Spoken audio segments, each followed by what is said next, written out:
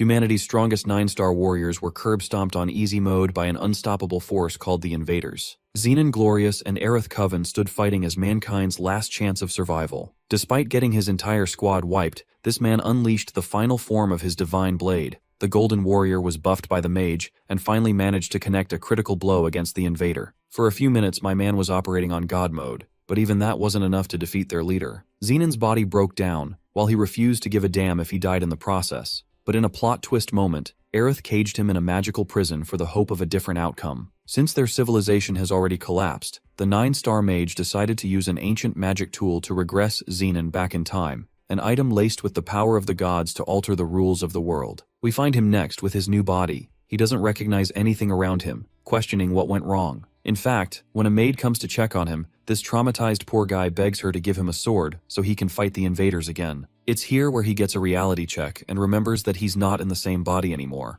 This estate is owned by the Daskul family, and he is Master Noah, the 4th son of this same family, having regressed 10 years into the past. The Daskul family is notorious for rivaling the Holy Swordsman, the glorious family that he once was a part of. Receiving his routine medicine, our boy glances at it before smashing the cup on the ground. At the same time, Oscar and his lackeys walk in to check on the situation, taunting him for throwing away the tea filled with Master Skull's kindness. Noah calls bullshit on their excuse and reveals that it's actually poison. It's thanks to his holy powers that he can sense any impurities, allowing him to perceive the poison instantly. Oscar threatens to force it down his throat, which is direct confirmation that Bro's own family is out to murder his ass even while he's sick. Noah's fine with teaching these guys a lesson, even if he's not used to this new body. Not even 30 minutes in, and our boy is already getting told to be restrained by these bastards. Talking won't do the trick, but a kick to the damn stomach is an excellent response by our boy. The first dude hits the wall, Noah ducks the second swing and counters with a mean Mike Tyson hook to the face. Both of them are now shivering from the hits. Even though our boy tried to exert his strength to knock them out, he couldn't manage to achieve his goal. This is because Noah's own body is weaker than Xenon Glorious' original body. But the big question is, why the hell is the 4th son being poisoned in the first place? He intends to find out these answers for himself after dealing with these idiots, who swipe up their swords to play rough with their target. Noah didn't anticipate this development, but what he's more shocked about is how information about each of them is being put out for display. It seems that he has access to some kind of appraisal ability that details a person's rank and status, begging the question why he even has access to this rare skill in the first place. It makes him wonder if the body of Noah already had it imbued in him, and since he's dealing with rookies over here, it takes him 0 effort to evade the sword swing. My guy speed blitzes and bitch slaps the first dude's face with a kick, then he targets the other one trying to cut him down. Noah merely deflects with the swing of his own blade, with as much destructive output that it sends the guy crashing. The main perpetrator is actually impressed with the might of the Daskul family, amazed that Noah has been able to put up such a fight. Our boy challenges the guy to come attack him, but then, his whole body shivers and weakens, a sensation originating from his mana core. You see, the source of all power of the magic swordsman in the Daskul family is the mana core, and its exact opposite is the holy core, held by the holy swordsman like Xenon in the previous life. Such two cores should never be able to inhabit a single body, but right now, Noah's own core is bursting up and restricting his movement. The man plotting against him is glad that he's got him where he wants, and decides to share a fun little fact, expressing that the medicine that he was administered all this time was laced by a dangerous poison. In other words, his mana core was fed uncontrollable mana core energy, and since Noah exerted himself in the fight, the mana core couldn't handle it and went batshit crazy. An overwhelming amount of power is eventually going to lead to his demise,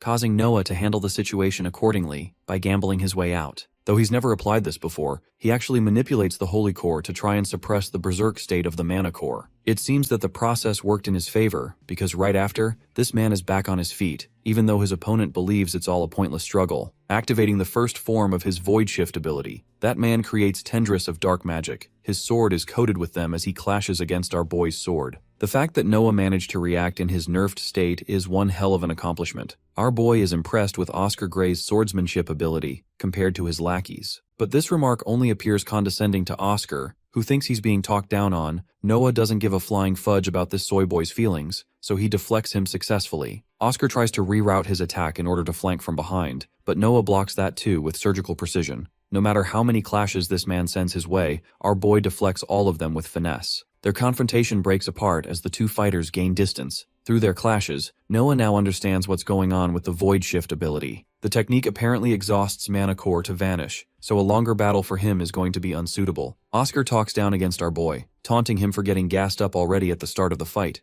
But our boy is equally as much of a trash talker and reminds Oscar that he's panicking in his boots right now. Bro rage baits the guy into attacking. Oscar disappears again, roaring that his opponent will never be able to see where he's coming from. The void shift technique covers the whole room, masking his presence in fumes. Noah is locked in and focusing on where the attack will come from. This man's intuition is so sharp he reacts before Oscar even has a chance to initiate his own attack, cutting him down in a destructive finish. The bastard is choking on blood, processing what the hell just happened. The Dascool young master explains the situation, revealing that even if a person can mask themselves physically, their presence is always there. That overconfidence led to the guy's own downfall. Oscar is at the edge of his defeat, questioning the kind of power Noah harbors. But it's not like bro can say anything when he doesn't even understand his own powers yet. Back then, in that decisive moment, he felt the power of the holy core merging with the mana core. The same holy core that he possessed at first now reacts in tandem with the mana core of the Dascool family. This paints the picture of a future where Noah can master and surpass his old self, possibly saving the world in the process. In other words, Aerith's sacrifices won't be in vain. The maids quickly rush to check up on the young master, calling for a doctor at once. But our boy's looking mighty fine. He's just confused about what a tiny dragon is doing at his window side. The cute thing delivers a letter for the young master. It's a call for a summoning from Lord Victor, the head of the family. The letter also reads to encourage Noah's confirmation in the succession battle, which paints the picture that probably everyone in the Dascool family knows about this, and that our boy has to investigate it properly for his own sake. He directly asks the maid if they know a thing or two. Selena explains that everyone in the Dascool family is aware of it. It's a conflict that serves as a means to protect and ensure the strength of the Dascool family. In very simple terms, it's a game of defeating opponents and then stealing mana cores, which means siblings ruthlessly face each other and steal the cores from the weaker ones. The person who remains standing at the end of it is hailed as not only the strongest, but also earns the title of the head of the family. This also confirms to our boy why the Dascool family didn't really have much significance in his old life. It's because these guys are fucking animals who kill each other all the time. Maid Lydia is curious if he's gonna join, and I think the answer to that is pretty simple, because you can see this guy smiling like, I'm gonna run the fade check on this entire family. The thing about the glorious family is that it is revered and loved by the people, and as a holy knight, one wields a radiant divine power. The same cannot be stated for the Dascool, who is way too cool to be liked by everyone, pun intended. They symbolize dread and disgust, merely because their family deals with the power of demons. Most of them are mysterious, but one thing is for sure, the current head of the family, Victor Dascool,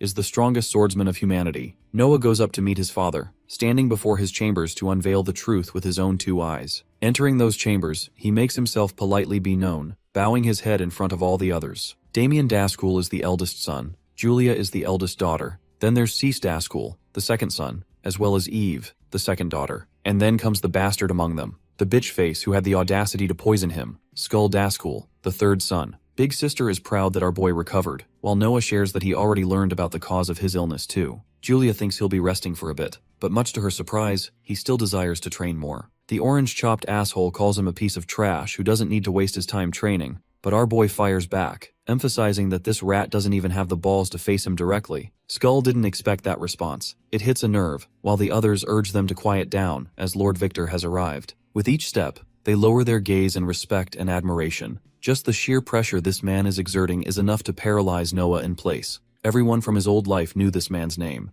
the strongest 9th-star swordsman of the modern era, Victor Dascool. The patriarch welcomes them, and believes it's time for the council meeting to begin. Lord Victor addresses Noah to confirm his intent in the participation. He wants to know if the boy has overcome his illness, and what he wants to achieve now. Smiling, our guy declares that he'll win the succession struggle and stand at the very top of the family. Lord Victor emphasizes and reminds the youngest that he's practically waging war against every other family member standing in the room right now, but our boy begs to differ, expressing that it's actually war against here in the family. He just doesn't have to defeat his siblings alone, he actually wants to climb up and defeat his father too. Bro's arrogance is a little too much, so Papa humbles him by releasing a godlike pressure, intimidating the crap out of Noah, who realizes that this is the legendary swordman's mana core. Lord Victor questions if the boy intends to suppress his might. Noah doesn't skip a beat and slams a confirmation, which leads to him being asked the reason behind his thirst for power. The young master responds expressing that he doesn't want anyone to take anything from him ever again. A response that amuses the head of the family, who likes the grand ambition his son possesses, befitting his rank as one of the Dascool family. On this day, he officially allows Noah to participate in the succession battle. No one in the room objects to this command, while Lord Victor encourages his son to keep hungering for boundless strength. In the next scene, we arrive at the family's training grounds. Noah is cutting down dummies with ease, His physical condition is improving over time, but he's still at a crappy level. That's not the only thing he has to worry about. It's the problem of the mana core being merged with the holy core, which means his fighting style has changed considerably. He can't just spam the holy techniques like he used to, because right now, bro doesn't even know what his own powers are, or how he can best use them. Noah's immediate goal is to do everything in his power to find out about the special core, because there's no telling what would happen if the others caught a whiff about it before him. Julia arrives, having noticed his movement from a distance, praising him for his actions. The older sister shares that Damien has been the leading candidate so far for their family, but now that Noah has also participated strongly, she's extremely curious about his progress too. Julia likes handling things the old school way, so she unsheathes her sword and quickly tries to slash his throat. Noah only barely ends up avoiding this surprise attack. She emphasizes that she didn't really come here to play around with a conversation, so their mock duel begins, allowing the perfect chance for Noah to test the limits of his strength. Despite his hammering strikes, Julia precisely blocks them all, deflecting successfully and kicking him back. She praises his abilities, but also understands that he lacks execution. The elder sister even provokes him for not possessing more strength despite all his words from earlier, while our boy notices that she's already reached the 7th star level. The sister lunges back into the fight, calling Noah a disappointment so far. Her sword catches him off guard.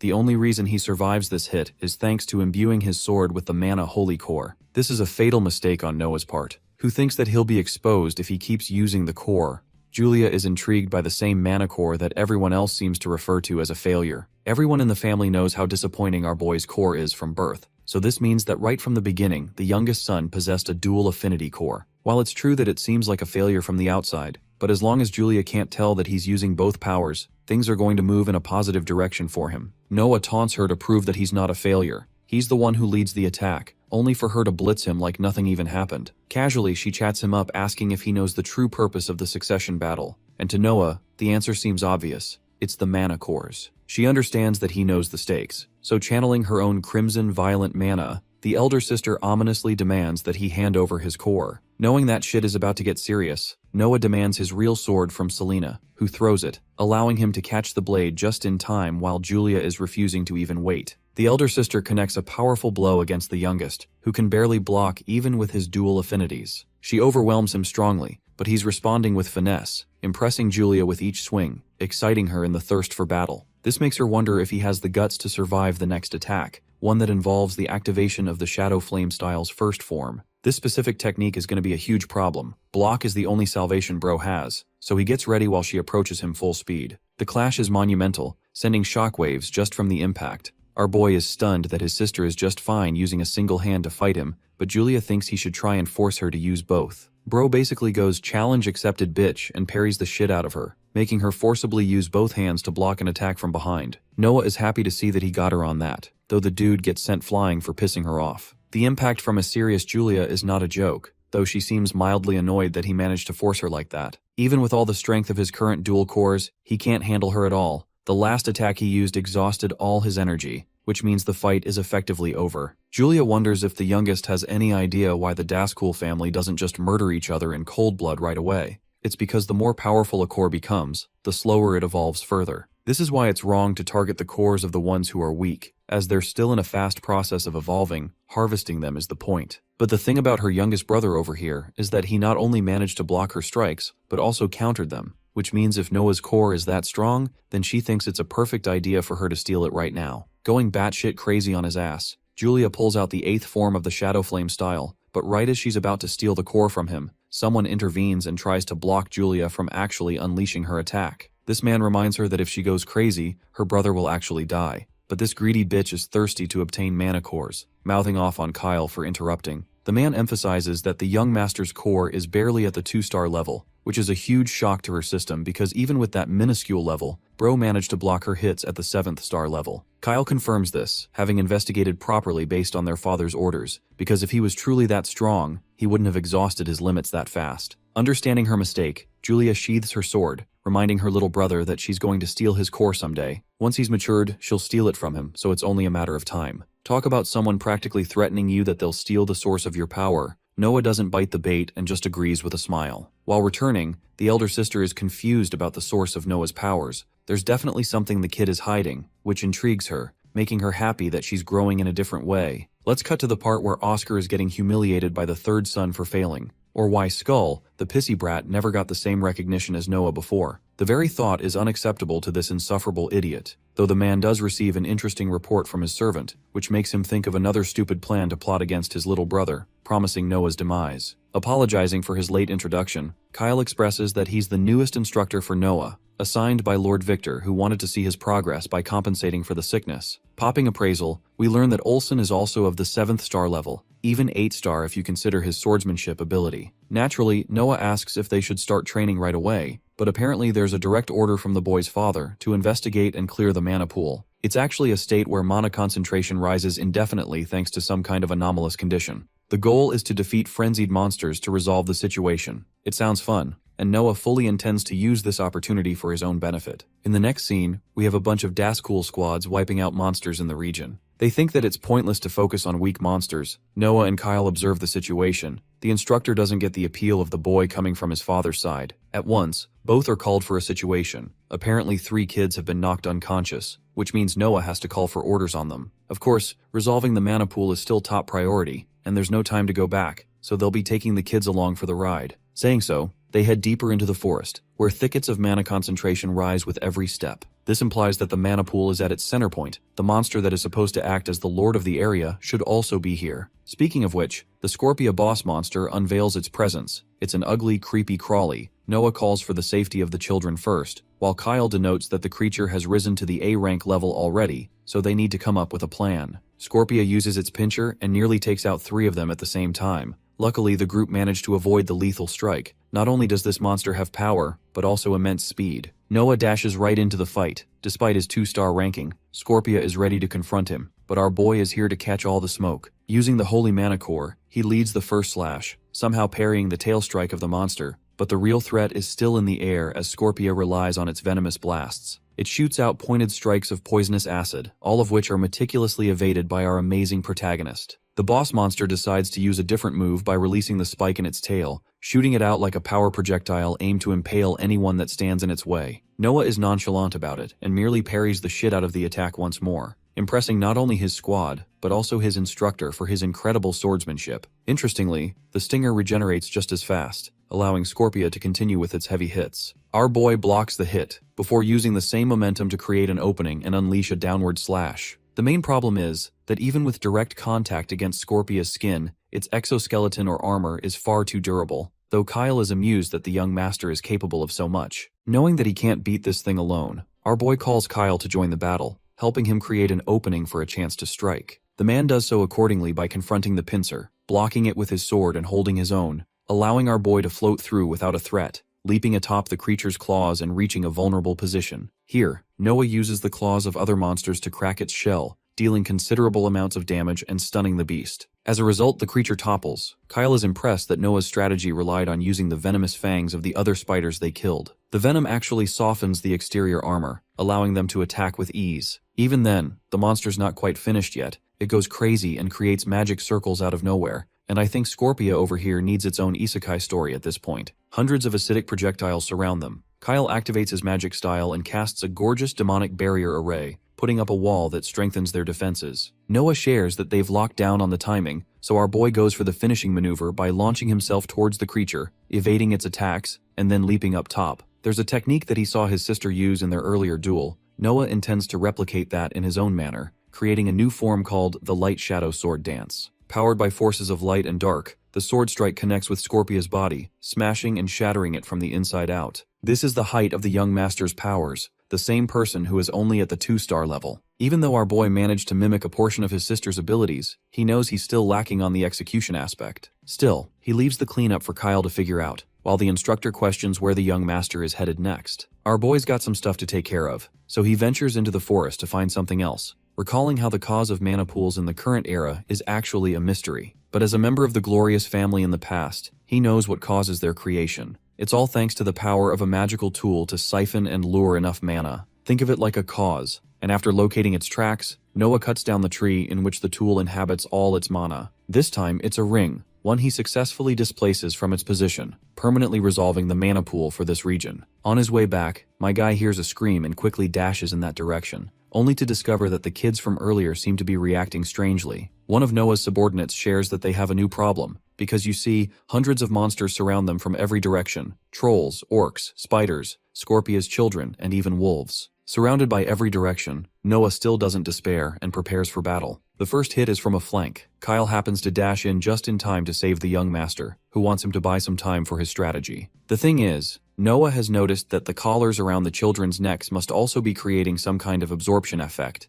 The object drains the mana of the person to fuel its own power, and in his previous life, it's the very reason the Dascool family was considered uncool, pun intended part 2. The instructor relents that they can't keep this up for this long, not against so many monsters, so if bro doesn't work up a strategy fast, they're dead meat. Meditating, Noah internalizes a way to discover the person who is operating the tool from behind the scenes. Thanks to both his powers of light and dark, he ends up locating the person responsible, confirming the target. Now that he knows where he is, Noah blitzes in a different direction to take out the main cause while they protect the children. This man literally takes off heads of monsters like Gojo did in his 0.2 second domain expansion during Shibuya, reaching just outside the threat zone to find the operator in the open field. Noah demands this person to come out of hiding fast, and without wasting time, the guy launches himself at him from behind, but such a sneak attack is easy to predict and dodge for the young master. The operator is impressed, shocked even that the guy noticed his presence from the Dascool family. Keeping it direct, Noah asks who sent him. Of course,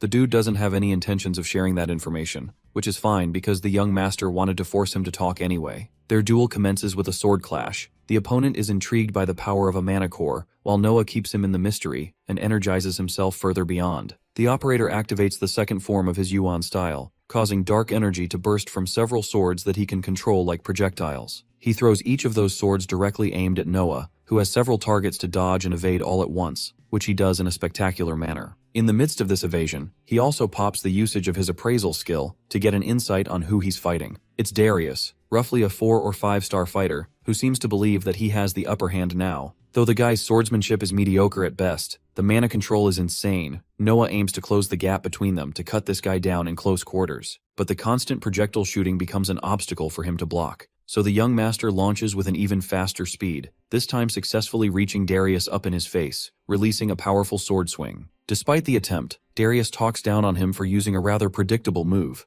Then he activates his own technique to target the Dascool young master from his exposed spots. Noah pops the usage of his Masse-style technique, tanking the hits with dark light shift technique. What it does is strange, but somehow my guy has been teleported just behind his opponent as if he's Minato Namikaze or some shit. Before Darius can reflexively defend, he's already cut down with a clean swing, all that arrogance resulting in his own demise. Sharing his final words, Darius desires to know how he can use such a technique. It actually happened back during the duel with Julia. The best thing about the dual core Noah has is his ability to mimic any technique thanks to his understanding of both natures. However, copying isn't the goal or the only thing he can do. He intends to master such techniques and refine them to a different level. Anyway, Darius has been humbled, so it's time for the dude to start talking about who's behind all this. Refusing to play along, Darius roars that this isn't enough to best him and somehow takes out a vial, drinks it right in front of our boy, and yet Noah does absolutely nothing about it to stop him. Typical manhwa story, am I right? The guy's big idea is to turn into a monster. Yes, a green goblin, except with the physique of fucking Tarzan.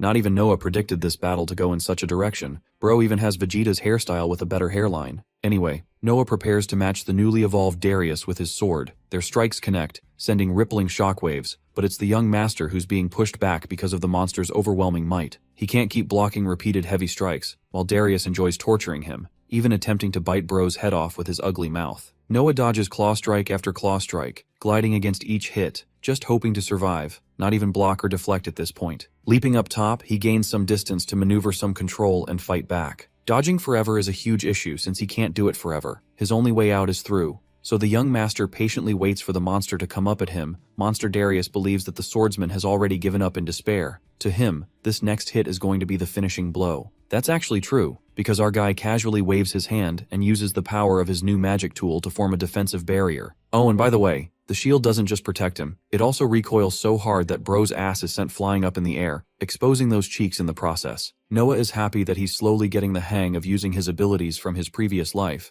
and now that he has Darius defenseless in the air, he leaps up top to deliver a phenomenal magic holy style bipolar blade. Yes, people have bipolar girlfriends, this man has a bipolar sword. The power of bipolarity ends the monster's life, definitively concluding the battle. Noah glances at his ring, which has the ability to nullify one attack and offer a tremendous shockwave in return for it. With this fight finished, he thinks it's time to hurry back to the rest of the group. Here, his friends are fighting for their lives. The monster waves are overwhelming them with their sheer numbers. Even Kyle is reaching his limit. One creature is about to strike him down and there's nothing he can do about it, except the creature stops close to his head, before turning around and leaving. It's strange that all of them just left, and in their place, Noah comes back to check on his friends. The good thing is that they all survived, and since he's taken out the main threat, things should be looking good now. The young master still couldn't uncover the main culprit, though he takes off the tools from the children's necks, freeing them of their condition. In the next scene, he returns back to the estate, pissed off that the children nearly died because of him,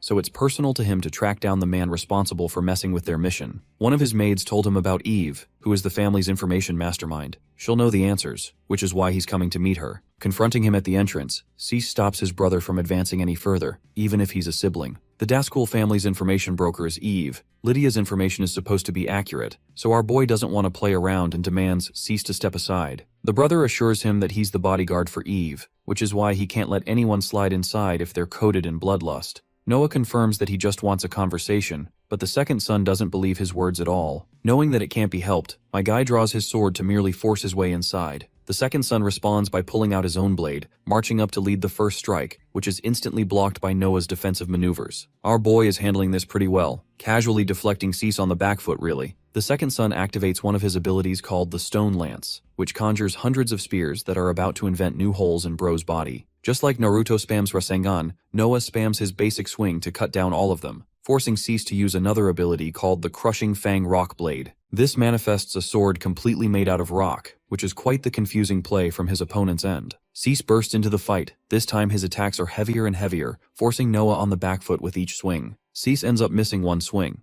but the main problem the young master is noticing so far is how many different attack patterns this guy has, which means fighting without a plan is basically suicide. It's here that he activates Appraisal, to realize that his rank is at the 8-star level, but shockingly the mana core is insanely weak at only level 5. This confirms to Noah that Cease is intelligently using both swordsmanship and magic to cover his weaknesses, so he wonders how the guy will react in a direct contest of strength. Activating the Meisei style once more, our boy announces the Light Shadow Sword Dance, letting out pulsing energy emanating from his unique mana core. Cease is astonished and shocked. Realizing that he needs to respond appropriately, he uses his own Irai style's second form, garnering the energy of the demonic family to create Black Thunder. Now, the Irai style is one of the many styles among the Daskul family. Kyle told him about the difference in each style too. Now for the Irai style specifically, it specializes in speed-based techniques, generally considered an unavoidable strike. Cease is rather intrigued that the youngest knows about the depth of his abilities. But of course, not even knowledge won't be able to save him against this upcoming hit. Ready to take this dude head on, Noah demands him to come try, causing his brother to launch at godlike speeds, practically taking the form of ravaging red thunder that directly reaches his opponent without wasted movement. Connecting the correct timing, Noah lowers his blade, successfully clashing against Cease's ultimate technique, resulting in a destructive finish. In the aftermath of this collision, Noah is left standing,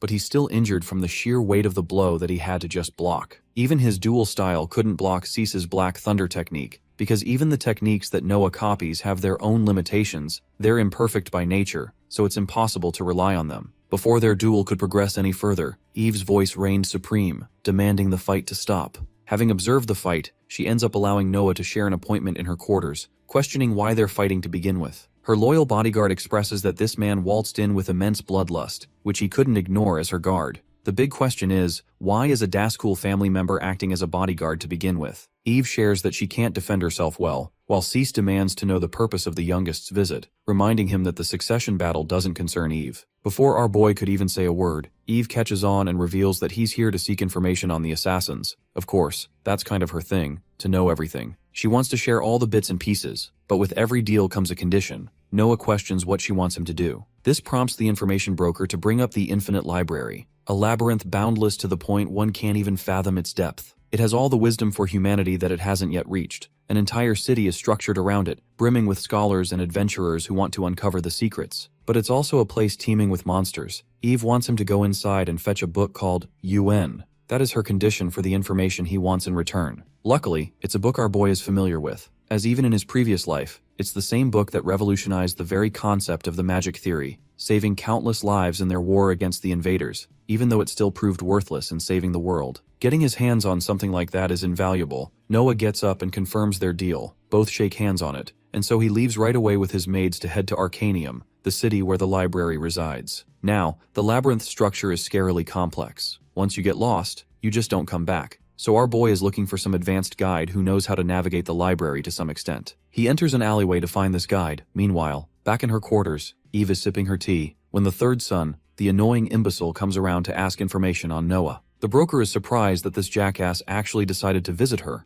Skull acts like he's in dire need of his sister's help, confused why Cease isn't here. Apparently, he's out to execute an urgent quest, which means there's no one here to protect Eve, a threat by Skull, but she finds herself protected thanks to powerful subordinates. What she's curious about is what he wants. Skull explains that it's insane how their youngest can trade blows against Julia even at the current level, so what he desires to seek is the secret behind his strength. Shockingly, Eve stuns him that she knows that even his best assassin was defeated, but for something like this, she straight up rejects Skull, expressing that it would create a rift in the succession war. After all, favoring one person would mean all the others would target her. That's why maintaining equality is important. The third son takes it as the suggestion that she won't cooperate no matter what. Eve thinks that it'll be quite something if he can pay a price that makes her want to risk her head for it. The ominous brother maliciously assures her that she'll be finding out about that soon enough. But anyway, we go back to the view of Arcanium. Noah is navigating through the crowd looking for his guide. He enters inside a certain store, one that brings several memories back for him. The shop owner is Osrek Harvez, who tells the guy to buzz off as it's closed now. However, Noah assures him that he's not here for the items but rather to hire him a guide for the library. The man refuses straight away, sharing that he doesn't do such guide work. Furthermore, he's not even the best guide in the city apparently. It's really weird that Osrek is rejecting him so strongly, especially since he loves the infinite library more than anyone in the world. Noah directly confronts him and asks why he's not interested in guide work anymore, to which Osrek explains that it's not something the kid can handle. Realizing that he's shouting needlessly, Osrek catches himself and apologizes to the visitor as things have been tough for him as of late. Another person arrives at the same shop, and much to our boy's shock, it's Sister Julia casually waving at him. She managed to catch sight of him on her mission, so she trailed him all the way here, but the more precise word would be stalking his ass. Osrek runs up to the Supreme Julia Daskul. Bro has been taking Noah with a lack of serious regard, but the moment she shows up, this man is ready to take on the job right away, with the condition of Julia participating alongside the mission. The young master has no idea where this is headed, so Osrek leads both of them to another room. Here, we get to see his wife unconscious on their bed. Only 1 month ago, she was cursed by a monster from the dungeon, causing her to enter a state of deep sleep, and it's possible for the curse to take her life soon enough. One method of breaking this curse is to kill the caster, except every adventurer Osrek hired was ripped apart. That's why he's requesting Julia for her involvement, for the sake of his wife. Now, the proposal is intriguing, but the elder sister demands for Noah's participation too. She's dying to see him in action. That's her only condition. Her reaction effectively confirms that she knows his powers are different. Our boy turns to Osrek, emphasizing that he'll be the backbone for their travels, and well, the guy is ecstatic to be in that position.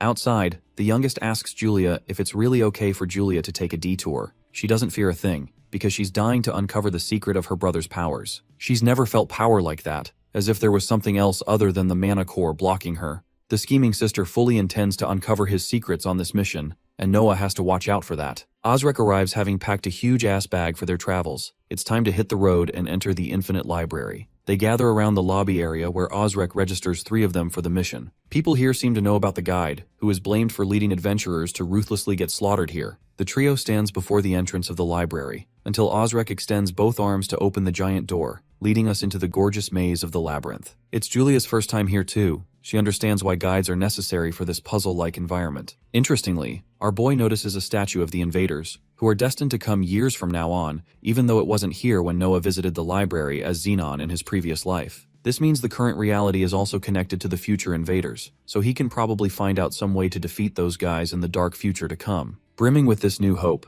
Noah Daskul keeps his eyes peeled to find the Book of Profundity. As the story progresses, the 3 finally make their way to the first floor of the Infinite Library. Noah asks Osrek if he has any clue where they might find the book they are searching for. The guide explains that the rarer books usually appear much deeper inside the labyrinth sections. According to him, they should expect to find the forbidden book somewhere around the 20th floor. Hearing that, Noah is surprised because from what he knows that the 20th floor is the deepest area anyone has ever explored. Soon, they arrive at the plaza leading to the second floor where several ogres appear before them. Osrek asks Noah to deal with them, and our hero immediately pulls out his blade. He cuts through the ogres in swift motions and instantly wipes them out of existence. Osrek gets startled after witnessing such a quick kill, while Julia only gives off a faint smile in response. The trio then continues moving deeper into the labyrinth without stopping. The story later shifts to the moment the three finally arrive at the 10th floor. There, Osrek tells them to keep their mouths shut about what they are about to witness. He walks toward a bookshelf and pulls out a certain book, causing a hidden door to open.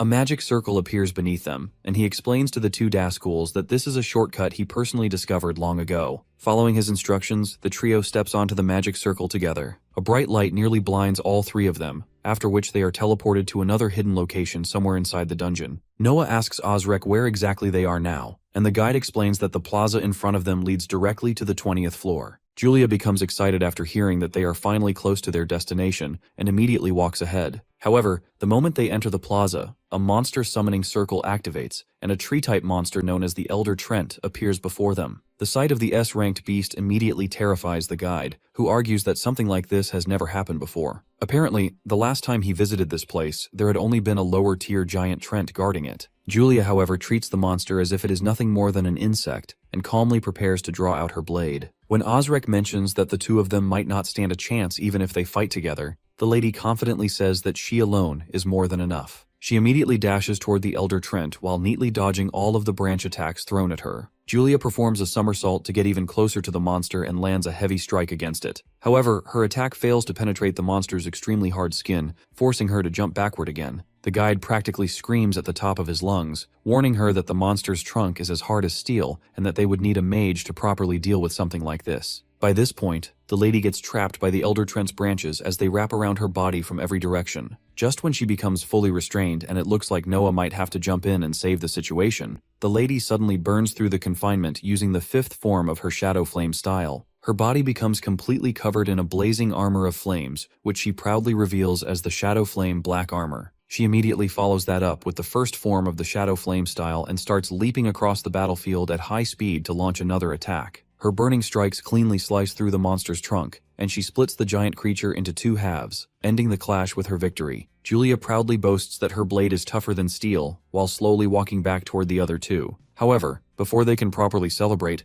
Osrek suddenly shouts at her to watch out, but he reacts too late as she gets trapped once again. Julia keeps her composure and simply smiles while explaining that she already expected a tree-type monster to continue regenerating unless it was completely burned down. Just as she unleashes the third form of the Shadow Flame style, Noah grabs Osrek by the arm and quickly runs in the opposite direction. He has already realized what his sister is planning, as she proceeds to use an explosive burial attack that incinerates everything around her. Her intention is clearly to burn the entire monster to ashes, and make absolutely sure that its regeneration stops for good. After finishing off the monster, she sheathes her blade and calmly tells them that they should continue moving forward. Osrek and even Noah are left surprised by the overwhelming raw power Julia just displayed. Our hero starts thinking about her monstrous offensive strength, which comes from her Shadow Flame style. He knows that her power is unmatched across the continent, but apparently the weakness of the technique is that it drains energy far too quickly. Noah remembers hearing stories about this technique back when he was still Zenin, but he never expected it to be this incredible in actual combat. After that, the three arrive at the 20th floor and begin searching through the shelves for the book they came here to find. Noah eventually finds it and calls out to inform the others immediately. Julia then says that they should now search for the monster that cursed Osrek's wife and kill it in order to finally remove the curse. Osrek argues that he has encountered the monster somewhere here before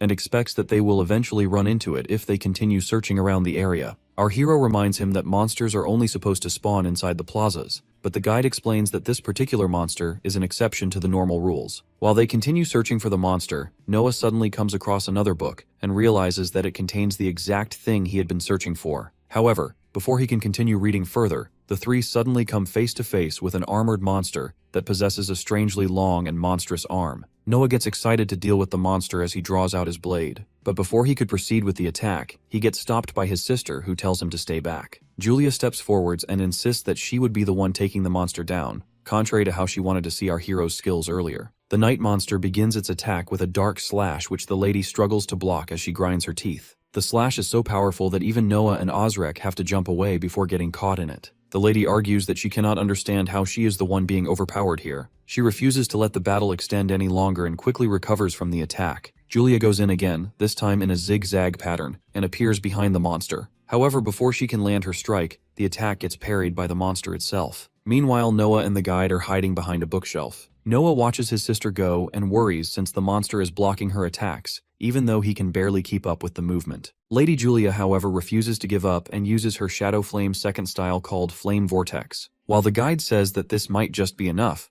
Noah does not feel good about it. Julia jumps and moves to the opposite side of the monster, and finally lands a direct hit, but the armor is too powerful for her to even leave a small scratch on it. The monster then opens its foul mouth with long jaws and releases an attack with a greenish hue which apparently curses the lady's arm and makes it weaker. However, just before it shoots the breath attack from its mouth, Noah jumps in and takes Julia away, saving her life. He quickly checks on her and asks if she can still continue. She argues that she can still continue and immediately warns her brother about the danger of the monster's bare arm. According to what she has figured out, any contact with it leaves the target under some kind of curse. She explains that in her current situation, with her arm already cursed, she would not be able to land the finishing move. Noah then turns to her and asks for a favor, requesting if she can use that same attack from before one more time. The lady does not like the idea of using the move that nearly got her killed, but she still agrees and jumps back in, planning to take down the monster's arms. She activates her Shadow Flame Sword Dance while Noah uses his self-made Macy-style Light Shadow Sword Dance. Both attacks land a solid impact, but even that is not enough to leave even a scratch on the terrifying monster. Seeing it still standing, Julia calls it a true monster. Just then, the monster attacks again, and while Julia jumps upward, Noah parries the strike, briefly burying the lady in the chaos for a moment. His sister signals him to get back while she uses a very powerful Ein-style second form. She then shouts at Noah, and Noah combines it with his own skill called Bipolar Single Blade. He rushes in with the attack, but the monster practically catches his blade and holds it in place. Julia helps him with her Shadow Flame Vortex and manages to help him escape.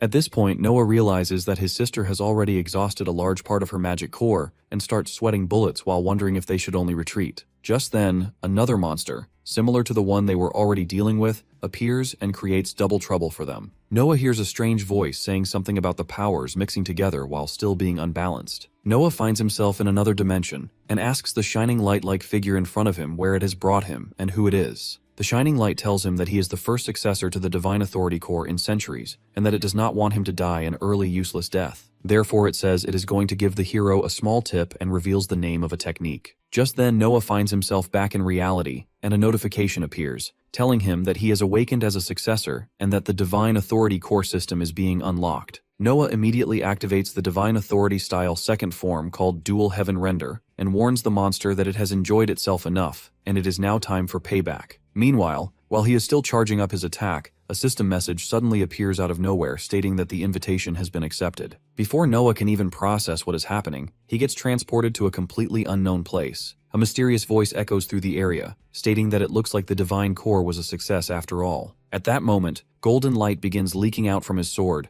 and slowly takes the shape of a human figure. The glowing man stares directly at our hero and introduces himself as Zekas, the previous inheritor of the Divine Core. Noah quickly pieces together that the golden guy is referring to the strange power he awakened earlier. However, Zekas immediately explains that the cores are nothing more than defective tools. He then begins narrating the history behind them, revealing that during the previous era, invaders from another world descended upon humanity and brought destruction everywhere they went. It was during that desperate age that the heavens granted humans the Divine Core as a weapon to fight back against the invaders. Unfortunately, humanity still lost in the end because people were too busy fighting amongst themselves. Zekas explains that he himself was eventually assassinated by rival groups because they feared the overwhelming abilities of the Divine Core. Those despicable factions then split the Divine Core apart to ensure that it could never regain its complete power ever again. That is how the two separate cores were created. Our hero finally pieces everything together, while the Golden Man calmly tells him that he has now been chosen as the next successor. Noah skips all the dramatic lore talk and immediately asks the important question, wondering whether Zekas could have actually defeated the invaders. The Golden Man does not hesitate for even a second and confidently declares that he would have completely decimated them. Hearing that gives Noah a bit of reassurance that perhaps this power really can change the world after all. However, Zekas instantly bursts that bubble and points out that Noah's current Divine Core is still far too weak. He advises him to continue fighting stronger enemies if he truly wishes to unlock the core's real potential. Our boy smirks in response and says that he was planning to do exactly that. That answer finally earns a smile from the Golden Man, who then tells Noah to prove those words by taking out the trash monster he is currently fighting. Coming back to the present battlefield, the monster lunges toward him at full speed. However,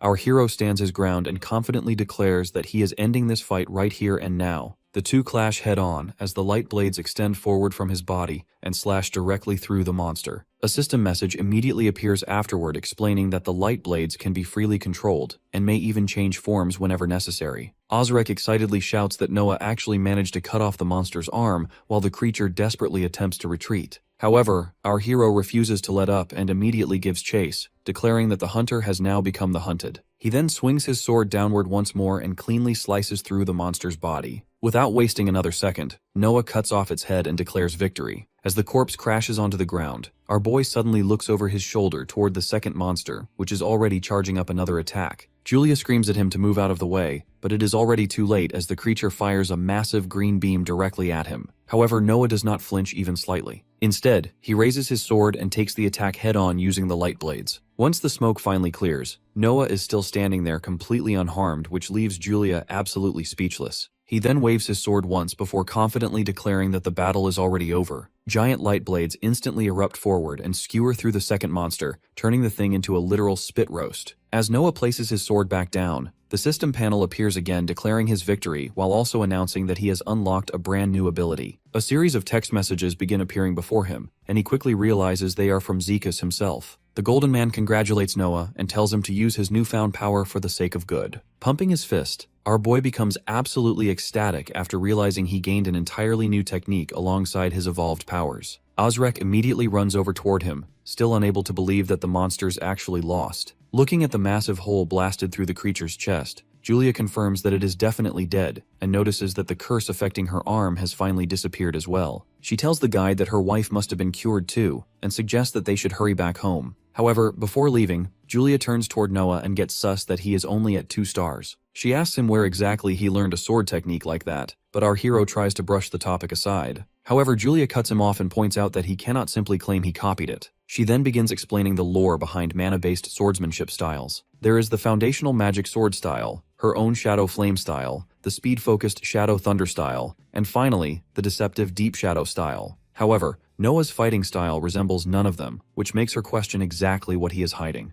After a long staring contest between the two, Julia finally backs down and simply says that she looks forward to the day they fight for mana cores again. Sometime later, after returning to the estate, our hero heads toward Eve's place together with instructor Kyle. Noah explains that he plans on exchanging the Book of Yuan in return for information regarding the assassins. He then opens the door, only to find the entire place trashed, and Cease leaning silently against the wall nearby. Noah immediately asks what the hell happened here. Cease explains that Eve was kidnapped while he was away handling another mission. He reveals that the culprit was Skull and his gang of goons who wanted information on our hero. According to him, that trash bag kidnapped Eve to force her into talking. Hearing that, Noah simply smiles after realizing that Skull was also connected to the assassin situation, meaning he can now take out 2 problems at once. He confidently announces that all they need to do now is take Eve back from them. Kyle hesitantly asks if Noah truly plans on going directly against Lord Skull. However, our hero reassures him that the entire thing is about to become a one-sided beating. Cease states that he is coming too since he wants to atone for his mistakes. Kyle tries to convince them to wait until he can gather more troops, but Cease quickly shuts that idea down, insisting that they do not have enough time for that.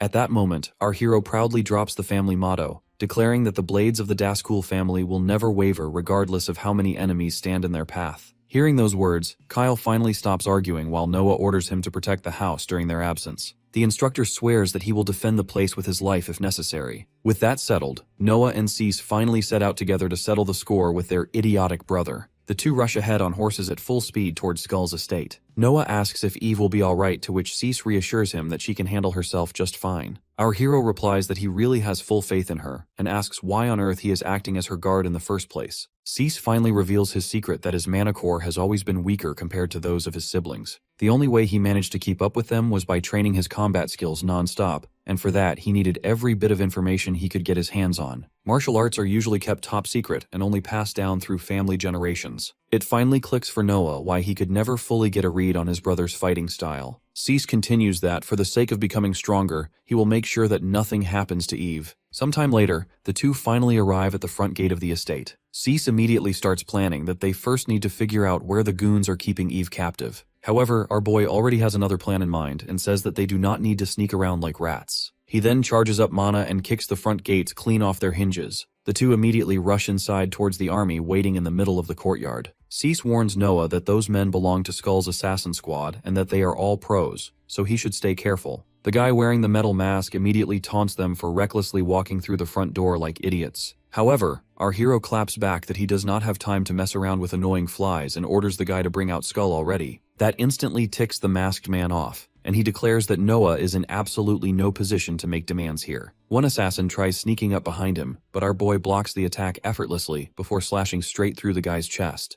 Even after seeing that, the leader still refuses to back down and declares that they will show absolutely no mercy to the enemies of Lord Skull. Our hero does not care in the slightest and rushes forward as the two clash swords head on. They continue exchanging blow after blow while the remaining assassins try jumping Brother Cease from all sides. However, he leaps high into the air before activating his shadow lightning skill and slams his sword into the ground. The thugs around him get blown away by the shockwave while he taunts them to keep coming if they dare. Our hero takes a quick glance back and feels reassured knowing his rear is covered. However, the metal mask guy takes that as provocation and angrily warns Noah not to underestimate them. The assassin leader suddenly throws a scroll high into the air which forms a massive magic circle on the ground. Noah wonders what the hell is happening while the masked man proudly reveals that this technique was specially designed to deal with members of the Daskul family. The guy immediately rushes forward with his mana sword. At that moment, our hero activates his skill appraisal ability and notices that the assassin possesses several hidden techniques. Noah then tries activating one of his own skills, but freezes when absolutely nothing happens. In the end, he is forced to dodge backward instead. Our hero quickly realizes that the scroll must have sealed his mana core. The assassin leader mocks him, claiming that he cannot survive using sword skills alone.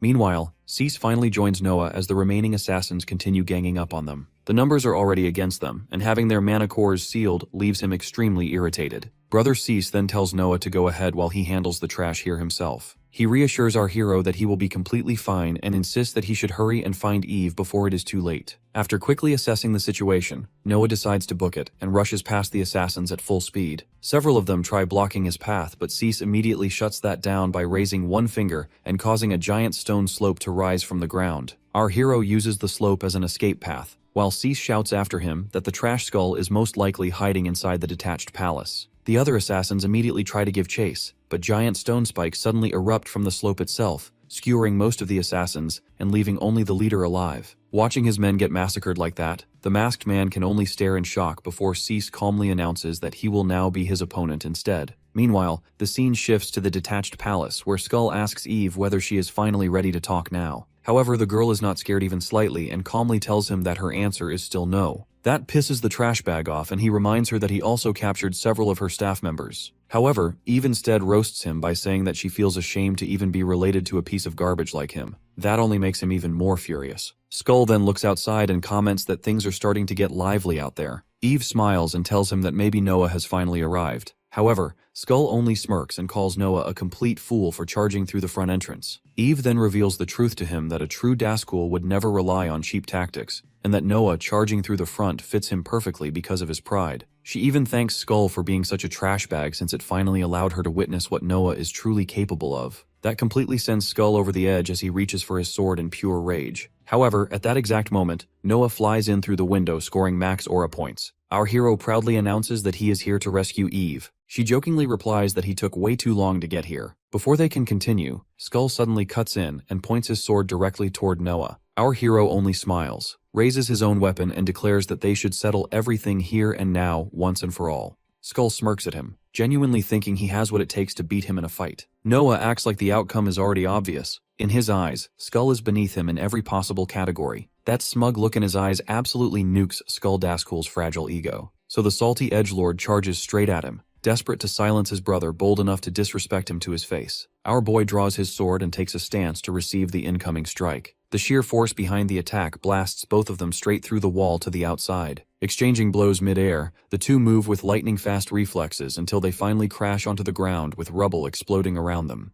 To get a better read on Skull's powers, he appraises him. A black lightning aura crackles around his brother while his skills and abilities all rank above 6 stars. Curious about what his problem is, Noah tries talking to him and asks what made him hate him enough to send little kids to assassinate him. Hearing that, a twisted grin spreads across Skull's face as he claims the reason should be painfully obvious. Unable to hold back his anger anymore, Skull lunges at him again while yelling that he cannot stand Noah even breathing the same air as him. Our boy counters and smacks him away like a fly. He notices Skull remove the seal on his core after he stepped outside the magic circle. The two clash swords again while Skull finally screams out all his insecurities, furious that Daddy gave Noah all the attention he deserved. Although he manages to deflect Skull's blade, the lunatic immediately brings it crashing down with enough force to split him in half. Luckily, our boy dodges the strike completely with a perfectly timed duck. After that, he falls back because he knows Skull would overwhelm him if this became a pure swordsmanship battle. It is clear Skull knows how to mix feints with real attacks to completely mind-game his opponents. It may not be honorable, but that greasy strategy works disturbingly well in a real fight. Raising his sword, Skull orders Noah to be a good little baby brother and become the stepping stone for his succession. Then he demonstrates the UN-style third form, the night parade of phantom armies. Suddenly, our boy finds himself completely surrounded by a gang of hungry skeletons looking at him like he is their lunch. Naturally, those bony bastards pose absolutely no threat to him, and he tears through their brittle bones like paper. At the same time, he stays on full alert because this undead army is just a distraction. Skull's real attack is yet to come. Right then, one skeleton suddenly leaps at him from behind. He senses its killing intent at the very last second and reflexively spins around to block the strike with lightning-quick reflexes. Shocked by its physical strength, he realizes these skeletons are not just simple genjutsu. More of the undead army rushes at him, so he quickly figures out a way to wipe them all out at once. Leaping high into the air, he unleashes Twin Heaven Violent Tear. Powerful beams of light whip across the battlefield and shred every last skeleton before sending them right back to the grave. The moment he lands, though, the bony Subaru clones keep respawning again like they have a save point. Tired of wasting time on trash mobs, he decides to target the mastermind behind them directly. Skull's jaw drops as he watches his brother solo his undead army. While he locks swords with Skull, Noah senses his undead attacking him from behind. The Twin Heaven Tear shoots backward like Ninetales chakra and cooks their bones medium rare. Naruto with a sword yells that it does not matter how many undead minions Skull summons. They are all just as weak and embarrassing as him. Realizing he is losing momentum, Skull retreats and creates distance between them. He dismisses the skeleton army before stabbing his sword straight into the ground.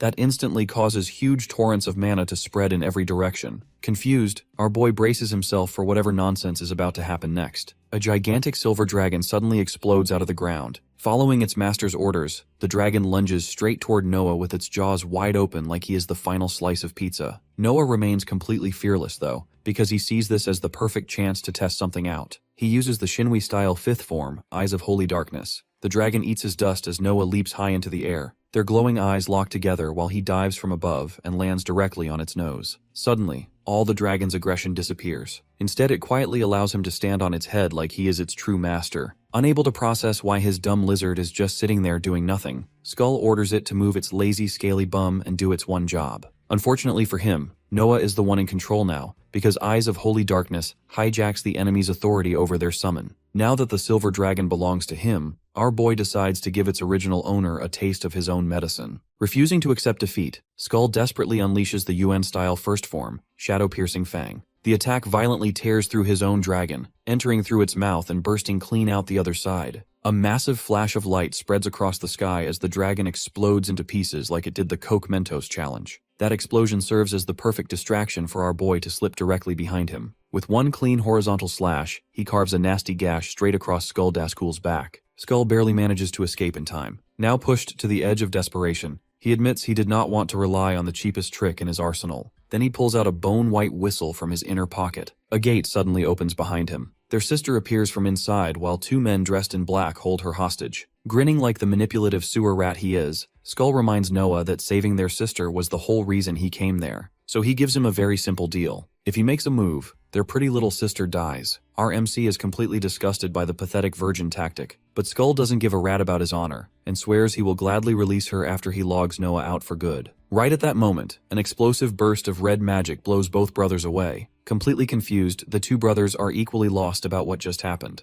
When the dust finally clears, they are stunned to see a familiar shining knight in black armor standing in front of their sister. After Damien makes his flashy entrance, the guy boldly declares that Skull already knows his sister Eve has no intention to participate in the Battle of Succession. Skull shows absolutely no concern. but Damien coldly promises to end his life for breaking the family rules, as if he already practices villain speeches in the mirror every morning. The brat prepares himself for the incoming strike, yet just then our hero instantly calls out the bluff and says that the whole act is nothing more than a cheap excuse to steal his mana core instead. Noah firmly declares that he does not care who stands in his way, but before the tension explodes any further, Eve calmly reminds Damien that interrupting a battle over a mana core also counts as a direct violation of the family rules. Damien clicks his tongue before finally backing down and allowing the brothers to continue their duel while he watches from the sidelines like a rich noble waiting for premium entertainment. The atmosphere turns tense once again as every pair of eyes shifts back toward the battlefield. Noah lightly flashes his sword toward Skull and invites him to continue right where they stopped before. After noticing the guy hesitate for even a brief second, he mocks him by asking whether he can no longer fight without hiding behind children and hostages first. Skull slowly loses his temper because in his eyes, everyone in the family constantly looks down on him no matter what he does. Dark energy suddenly bursts outward as he unleashes the Yuan-style 7th form, while a sinister aura wraps around him in twisting waves that almost make the air itself look corrupted. The brat furiously claims that he will hack Noah into pieces this time,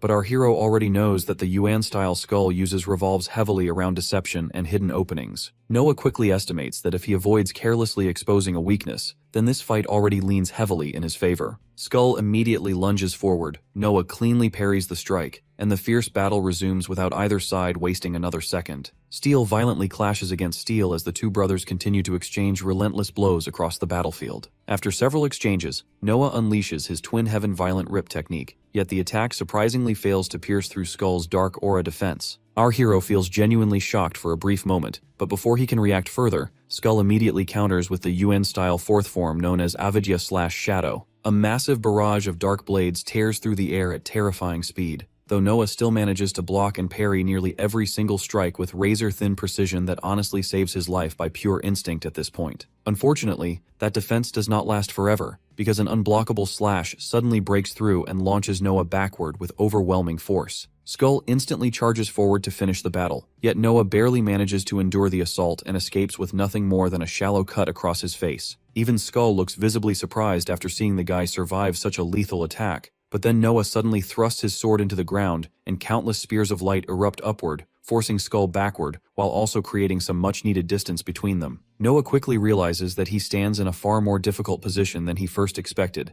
because Skull not only relies on deceptive combat techniques, but also possesses defenses strong enough to absorb even his direct attacks. Noah Daskul questions why Skull would sink to such cowardly methods even after gaining this much power, because with strength like that, he could have simply fought fairly in the Battle of Succession from the very beginning. Skull bitterly replies that their father never once acknowledged him because he believed talents based around deception held no value within the Daskul family. The resentment buried deep inside him never faded away, and because of that hatred, Skull eventually created his own combat system known as the UN style. Despite every ounce of effort he poured into becoming stronger, their father still never once looked his way, almost like the guy carried permanent selective eyesight whenever Skull entered the room. Consumed by rage and envy, he finally convinced himself that victory could only come through his own ruthless path in the succession battle. For that reason, he willingly decides to stain his hands with villainy if it guarantees results. And the moment he says those words, a massive pillar of dark glowing aura erupts around him and blinds nearly everyone nearby. Skull suddenly decides he has wasted enough time with meaningless chatter before unleashing his ultimate move called Yuan-style 9th form, Dragon-slaying Burial. A gigantic dragon made entirely from dark aura bursts out from his sword and ascends high into the sky before violently crashing downward with devastating force. Noah quickly shields himself as the enormous explosion tears through the battlefield,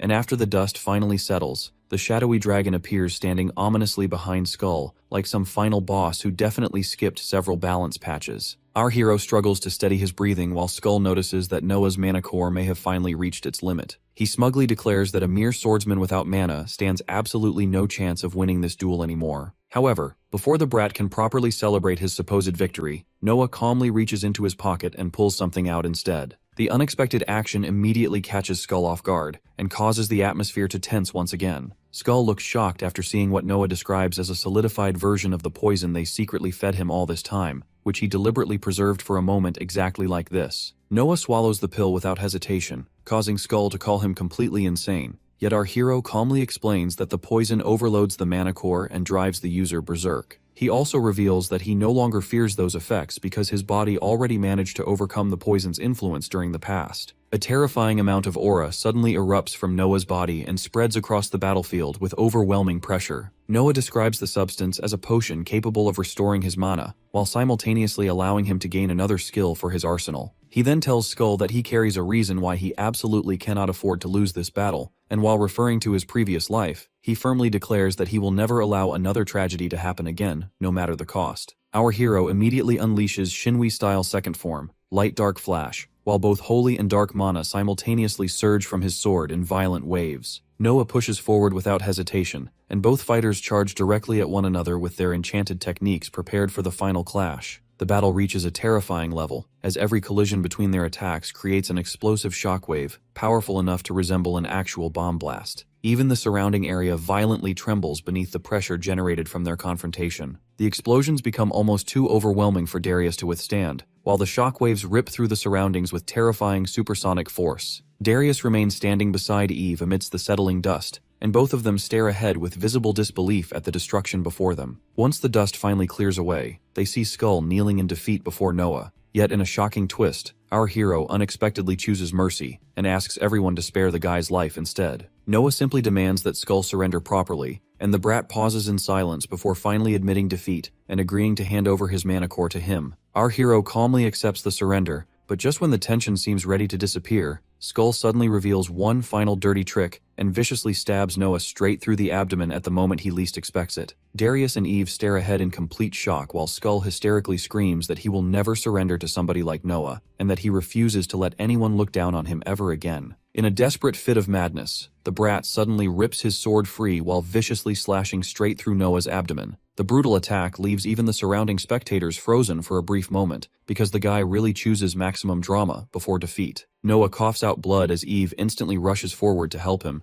but Darius quickly stops her before she makes a reckless move in the middle of the chaos. Skull wastes no time and lunges ahead to deliver the final killing blow, yet Noah barely manages to move faster by the narrowest margin possible and slashes directly across the guy's chest. The counterattack lands cleanly and immediately changes the flow of the battle once again. Skull collapses onto his back while blood pours from his mouth without pause. As both of them slowly bleed out on the ruined battlefield, Noah quietly wonders if this truly reflects the way the Daskul family fights, because honestly, the whole thing feels more insane than impressive. He bitterly comments that members of this family seem to value pride far more than their actual lives, and shortly after saying those words, he also collapses onto the ground from exhaustion and blood loss. Eve immediately runs toward our hero this time, but Darius grimly warns her that Noah's injuries look fatal and the medical team will never arrive in time to save him. Eve confidently replies that she can handle it herself before channeling mana into her healing technique without hesitation. She activates Inca-style first form, Hazy Lantern,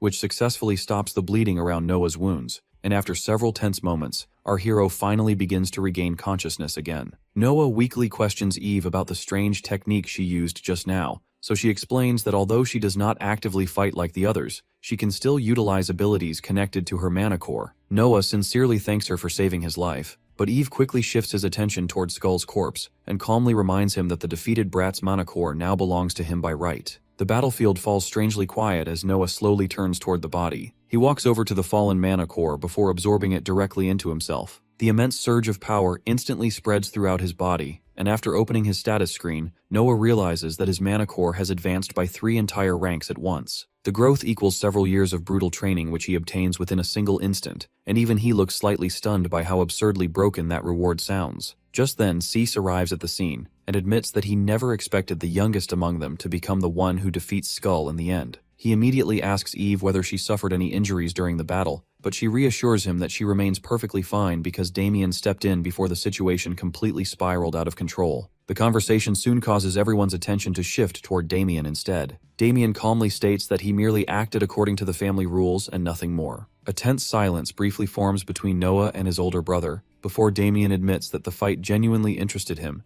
because he has never witnessed a power beyond the standard limits of a mana core before. The atmosphere grows heavy once again as the older brother quietly studies Noah with far more interest than before, almost like he has finally started seeing him as a real threat instead of some random background extra. Damien admits that he feels genuinely curious about the true nature of Noah's strange power, though for now he claims that more important matters require his attention elsewhere. Before the conversation can continue any further, a messenger suddenly arrives and respectfully informs Noah that their father has summoned him immediately. The scene soon shifts toward Victor's grand castle, where Victor calmly states that he has heard rumors claiming Noah defeated Skull and absorbed his mana core afterward. Lord Victor directly asks whether those rumors are actually true, and Noah calmly confirms every part of the story without hesitation. After hearing the answer, Victor questions him about his personal assessment of Skull's abilities during the battle itself. Our hero honestly admits that when it comes to pure swordsmanship and mana core techniques, Skull surpassed him in almost every possible aspect. The straightforward response briefly catches even Lord Victor's attention, because most people in this family apparently suffer from chronic ego problems. Victor continues pressing the issue and asks how Noah managed to claim victory, despite that overwhelming disadvantage. Noah explains that his endless hunger for strength simply refuses to let him lose against anyone no matter how difficult the battle becomes. His father appears pleased with the answer and remarks that Skull always committed unforgivable crimes within the family, so he feels willing to reward Noah for finally putting an end to the brat's chaos and madness once and for all. Lord Victor then tells his son not to hold back and requests that he ask for absolutely anything his heart desires as compensation. Instead of demanding wealth or rare weapons, Noah calmly asks permission to travel on a mission toward a very specific location instead. The unexpected request immediately amuses Victor, because he finds it strange that Noah shows no greed whatsoever for gold, treasures, or legendary equipment like every other noble would. Our hero replies that the mission itself offers rewards far greater than anything material his father could hand him directly. Victor quietly wonders whether this mindset comes from Noah's relentless pursuit of power, before finally approving the request and asking what destination he wishes to visit. The scene then shifts toward Noah riding inside a carriage alongside his maids, who curiously ask whether this journey serves as a reward for his recent accomplishment. Noah confirms that it technically does count as one, though he quickly clarifies that he has not come all this way for sightseeing or entertainment purposes. He calmly hands the travel arrangements over to his maids, and Selena immediately accepts responsibility for handling everything properly. Just then, Lydia excitedly opens the carriage window and announces that their destination has finally appeared in the distance. Noah quietly feels relieved because he has at last reached the legendary city built through cooperation between humans and dragons themselves, the famous Dragon Nest City, Draconia. Before the carriage arrives at Dragon Nest City's front gates, they are stopped by two Dragonute guards on horseback. Seeing them, he steps out of the carriage, and they correctly identify him as Lord Noah of the Daskul family. The Dragonute guards introduce themselves as messengers from Draconia. Their duty is to safely escort their honored guest to the city gates.